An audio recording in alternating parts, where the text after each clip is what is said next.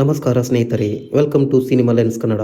ಸ್ನೇಹಿತರೆ, ಒಬ್ಬ ನಟನಿಗೆ ಅಭಿಮಾನಿಗಳು ಇರುವುದು ಸಾಮಾನ್ಯ. ಆದರೆ ಪ್ರತಿಯೊಬ್ಬ ಅಭಿಮಾನಿಗೂ ಸಮಯ ಕೊಡುವ ನಟರು ತುಂಬ ಕಡಿಮೆ. ಇತ್ತೀಚೆಗೆ ರಾಕಿಂಗ್ ಸ್ಟಾರ್ ಯಶ್ ಮಾಡಿದ ಒಂದು ಕೆಲಸ ಈಗ ಸಾಮಾಜಿಕ ಜಾಲತಾಣಗಳಲ್ಲಿ ಸಾಕಷ್ಟು ವೈರಲ್ ಆಗುತ್ತಿದೆ. ಅದೇನಪ್ಪ ಅಂದರೆ, ಯಶ್ ಅವರು ಸುಮಾರು 700ಕ್ಕೂ ಹೆಚ್ಚು ಅಭಿಮಾನಿಗಳ ಜೊತೆ ಪ್ರತ್ಯಕ್ಷವಾಗಿ ಭೇಟಿಯಾಗಿ ಅವರೊಂದಿಗೆ ಫೋಟೋ ತೆಗೆಸಿಕೊಂಡಿದ್ದಾರೆ. ಹೌದು, ಈ ಕಾರ್ಯಕ್ರಮಕ್ಕಾಗಿ ಅವರು ಇಡೀ ದಿನ ತಮ್ಮ ಸಮಯವನ್ನು ಮೀಸಲಿಟ್ಟಿದ್ದರು. ಸ್ನೇಹಿತರೆ, ಇಲ್ಲಿ ಗಮನಿಸಬೇಕಾದ ವಿಷಯ ಏನಂದರೆ, ಇದು ಸಾಮಾನ್ಯ ಫೋಟೋ ಸೆಷನ್ ಆಗಿರಲಿಲ್ಲ. 700 ಜನರನ್ನು ಒಂದೇ ಜಾಗದಲ್ಲಿ ನಿಲ್ಲಿಸಿ ಒಂದು ಗ್ರೂಪ್ ಫೋಟೋ ತೆಗೆಸಿಕೊಳ್ಳುವುದು ತುಂಬಾ ಸುಲಭ. ಆದರೆ ಯಶ್ ಆ ರೀತಿ ಮಾಡಲಿಲ್ಲ. ಪ್ರತಿಯೊಬ್ಬ ಅಭಿಮಾನಿಯ ಜೊತೆಗೆ ಪ್ರತ್ಯಕ್ಷವಾಗಿ ಮಾತನಾಡಿ ಅವರ ಜೊತೆಗೆ ಪ್ರತ್ಯಕ್ಷವಾಗಿ ಫೋಟೋ ತೆಗೆಸಿಕೊಂಡಿದ್ದಾರೆ ಎನ್ನುವುದು ಈಗ ಸಾಕಷ್ಟು ಚರ್ಚೆಗೆ ಕಾರಣವಾಗಿದೆ. ಈ ಕಾರ್ಯಕ್ರಮದಲ್ಲಿ ಭಾಗವಹಿಸಿದ್ದ ಒಬ್ಬ ಅತಿಥಿ ಕೂಡ ಯಶ್ ಅವರ ಬಗ್ಗೆ ಮಾತನಾಡಿದ್ದಾರೆ. ಅವರು ಹೇಳಿದ ಒಂದು ಮಾತು ಈಗ ಸಾಮಾಜಿಕ ಜಾಲತಾಣಗಳಲ್ಲಿ ವೈರಲ್ ಆಗುತ್ತಿದೆ. ಒಬ್ಬ ಸೂಪರ್ ಸ್ಟಾರ್ ತನ್ನ ಅಭಿಮಾನಿಗಳ ನೆನಪುಗಳ ಬಗ್ಗೆ ಇಷ್ಟೊಂದು ಕಾಳಜಿ ವಹಿಸುವುದನ್ನು ನಾನು ಇದುವರೆಗೂ ನೋಡಿಲ್ಲ ಎಂದು ಅವರು ಹೇಳಿದ್ದಾರೆ. ಸ್ನೇಹಿತರೆ, ಯಶ್ ಅವರ ವೃತ್ತಿ ಜೀವನವನ್ನು ನೋಡಿದರೆ ಅವರ ಮತ್ತು ಅಭಿಮಾನಿಗಳ ನಡುವಿನ ಸಂಬಂಧ ಇವತ್ತಿನದಲ್ಲ.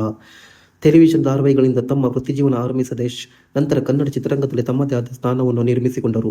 ಅಲ್ಲಿಂದ KGF ಮೂಲಕ ಫ್ಯಾನ್ ಇಂಡಿಯಾ ಸ್ಟಾರ್ ಆಗಿ ಬೆಳೆದರು. ಆದರೆ ಇಷ್ಟೆಲ್ಲ ಯಶಸ್ಸು ಸಿಕ್ಕ ನಂತರವೂ ಅಭಿಮಾನಿಗಳ ಜೊತೆಗಿನ ಅವರ ಬಾಂಧವ್ಯ ಮಾತ್ರ ಬದಲಾಗಿಲ್ಲ. ಅದೇ ಕಾರಣಕ್ಕೆ ಇಂದು ಅವರ ಅಭಿಮಾನಿಗಳ ಸಂಖ್ಯೆ ದಿನದಿಂದ ದಿನಕ್ಕೆ ಹೆಚ್ಚಾಗುತ್ತಿದೆ. ಇನ್ನೊಂದು ವಿಶೇಷ ಏನೆಂದರೆ, ಈ ಘಟನೆ ನಡೆದಿರುವ ಸಮಯದಲ್ಲೇ ಟಾಕ್ಸಿಕ್ ಸಿನಿಮಾ ಬಿಡುಗಡೆಯ ಸಿದ್ಧತೆಯಲ್ಲಿದೆ. ಸಿನಿಮಾದ ಬಗ್ಗೆ ಈಗಾಗಲೇ ದೊಡ್ಡ ಮಟ್ಟದ ನಿರೀಕ್ಷೆ ಕೂಡ ಇದೆ. ಅದರ ನಡುವೆ ಯಶ್ ಅವರ ಈ ನಡೆ ಅಭಿಮಾನಿಗಳ ಮನಸ್ಸನ್ನು ಮತ್ತಷ್ಟು ಗೆದ್ದಿದೆ. ಸ್ನೇಹಿತರು, ಒಬ್ಬ ನಟನ ಯಶಸ್ಸನ್ನು ಕೇವಲ ಅವರ ಸಿನಿಮಾಗಳು ಮಾತ್ರ ನಿರ್ಧಾರ ಮಾಡುವುದಿಲ್ಲ. ಅವರ ವ್ಯಕ್ತಿತ್ವ, ಅಭಿಮಾನಿಗಳ ಜೊತೆಗಿನ ಅವರ ನಡೆದುಕೊಳ್ಳುವ ರೀತಿ ಮತ್ತು ಅವರ ಮೇಲಿರುವ ಪ್ರೀತಿ ಕೂಡ ಬಹಳ ಮುಖ್ಯವಾಗುತ್ತದೆ.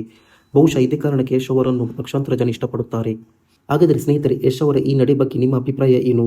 700 ಅಭಿಮಾನಿಗಳ ಜೊತೆ ಪ್ರತ್ಯಕ್ಷವಾಗಿ ಫೋಟೋ ತೆಗೆಸಿಕೊಳ್ಳುವುದು ಸಾಮಾನ್ಯ ವಿಷಯನಾ ಅಥವಾ ಇದೇ ಯಶ್ ಅವರ ವಿಶೇಷತೆಯಾ? ನಿಮ್ಮ ಅಭಿಪ್ರಾಯವನ್ನು ಕಮೆಂಟ್ ಬಾಕ್ಸ್ನಲ್ಲಿ ತಿಳಿಸಿ. ಧನ್ಯವಾದಗಳು.